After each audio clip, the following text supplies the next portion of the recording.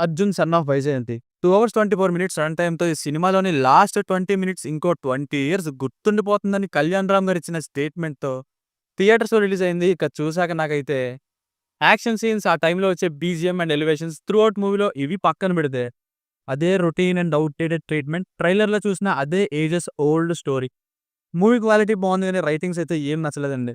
And బాగా hype ఇచ్చిన last 20 minutes కూడా కాదు. లాస్ట్ 5 మినిట్స్‌లో వచ్చే ఒక సీన్. అది కూడా రీసెంట్‌గా వచ్చిన ఒక హాలీవుడ్ ఫ్రాంచైజీ నుండి కాపీ కొట్టిన సీన్. బట్ లాస్ట్ 20 మినిట్స్ చాలా బావుందన్నారు. కానీ నాకైతే మిగతా సినిమాతో కంపేర్ చేస్తే అది బానే ఉంది.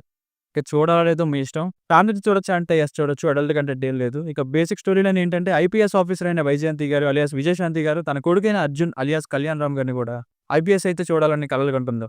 సరిగ్గా అదే టైంలో ఒక సడన్ ఇన్సిడెంట్ వల్ల అది వీళ్ళని ఎలా ఇంపాక్ట్ చేసింది? అర్జున్ ఐపీఎస్ అవ్వగలిగాడా లేదా? ఇందులో తల్లి కొడుకులకి ఎందుకు డిస్టెన్స్ వచ్చింది? అన్నది స్టోరీ.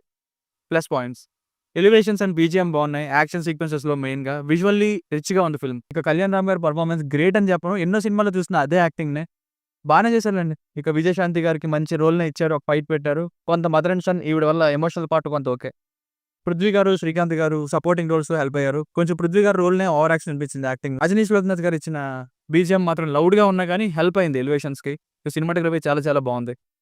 Minus points. ట్రైలర్ చూస్తేనే ఏదైతే స్టోరీ ఉందో అదే expected story with predictable narration. ఎన్నెన్నో సినిమాల్లో చూసినట్టుగా.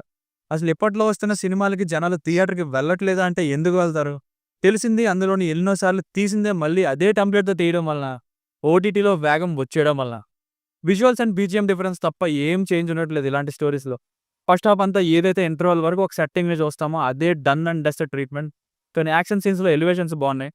సెకండ్ హాఫ్ మళ్ళీ ఒక ఊర్లో ఉండే జనాల్ని కాపాడడం అని ఎన్ని సినిమాల్లో చూసామో అదే పాయింట్. 'విక్రమార్కుడు', 'ఎవడు', రీసెంట్‌గా వచ్చిన 'సరిపోద శనివారం'. కానీ ఇక్కడ యాసిడ్ సీన్ ఒకటి కొంచెం ఎమోషనల్‌గా పర్లేదు. హీరోయిన్ యాజ్ యూజువల్‌గా సాంగ్స్ కోసమే ఉన్నారు. లాజిక్స్ ఉండవు. ఇక లిమిట్ చేసేస్తున్నా చెప్పడం కూడా.